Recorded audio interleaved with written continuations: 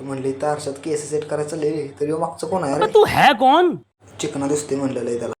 सगळेजण मी आता निघालो क्लासला. म्हणलं लवकर जा. दवाखाना बघून तर मला आपल्या सायला भावाला तर लय भुका लागलेलं. म्हणजे चल जाऊ काय तर खाऊया. वडापाव खायला गेलो.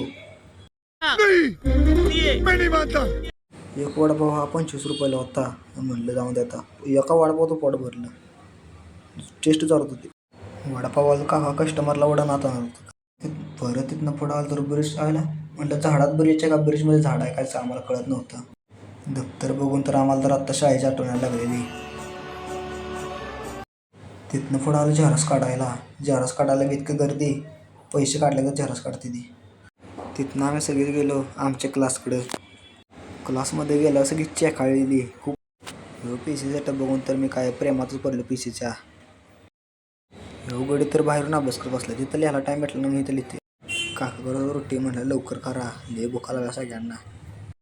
लगेच ताट पण आलं. मला वाटलं माझ्या पैसे आहे. अरे म्हणलं अरे भावा तिकडं लगेच न्यायला भावानं तिकडे ताट तिकडं आहे आमच्यातला फोटोग्राफर. लयच फोटो काढतो सारखा.